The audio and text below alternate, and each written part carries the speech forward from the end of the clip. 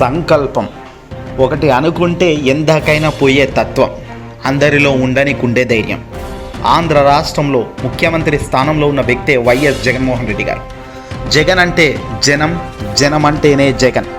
గడిచిన 15 రోజుల నుంచి మేమంతా సిద్ధమనే ఒక ప్రోగ్రాం ఒక్కటి ఉదాహరణ చాలు జగన్కు ఏ స్థాయిలో ప్రజాదరణ ఉందో తెలియడానికి.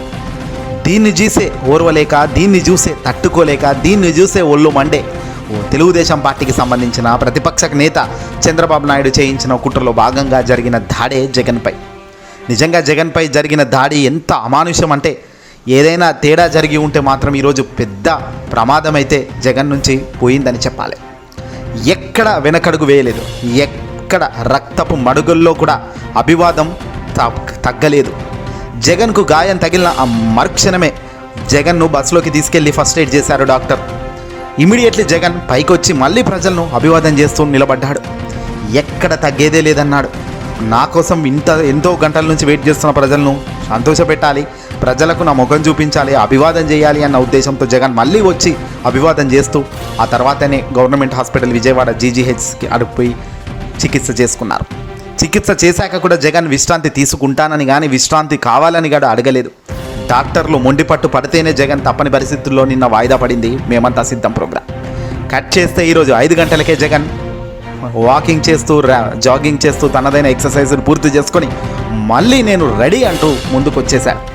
తాజాగా బస్సు యాత్ర కొనసాగుతుంది. గన్నవరం జంక్షన్ దగ్గరకు జగన్మోహన్ రెడ్డి గారి బస్సు చేరుకుంది. ప్రజలతో కిక్కిరిసిన గన్నవరం రహదారులన్నీ చూస్తుంటే నిజంగా నీ క్రేజ్కు, నీ అభిమానంకు సల్యూట్ అనక తప్పని పరిస్థితి అయ్యా. దారి పొడవున అడుగడుగున జగన్కు ప్రజానికం బ్రహ్మరథం పడుతున్నారు. పూర్తిగా జనసంద్రమైపోయింది ఆంధ్ర రాష్ట్రంలో రోడ్లన్నీ కూడా.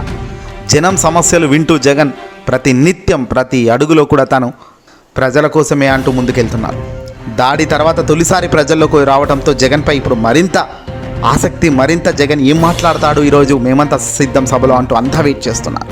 కేసరపల్లిలో యాత్ర ప్రారంభమైన కాసేపటికే 100 మీటర్ల పరిధిలో 2 సార్లు బస్సు నుంచి బయటకు వచ్చిన ముఖ్యమంత్రి జగన్ బయటకు వచ్చి ప్రజల సమస్యలు వింటున్నారు. ప్రజల కష్టాలకు నేను ఉన్నానంటున్నారు. మళ్ళీ నేను రావాలి, ఎందుకు నన్ను కోరుకోవాలో కూడా దానికి తగ్గట్టుగా జగన్ చెప్తున్నాడు. ఇది కాదా సంకల్పం అంటే? సంకల్పం అన్నదానికన్నా ఉక్కు సంకల్పంతో ముందుకెళ్తున్నారని చెప్పాలి జగన్ గారు. సాయంత్రం గుడివాడ వేదికగా భారీ బహిరంగ సభ ఉంది.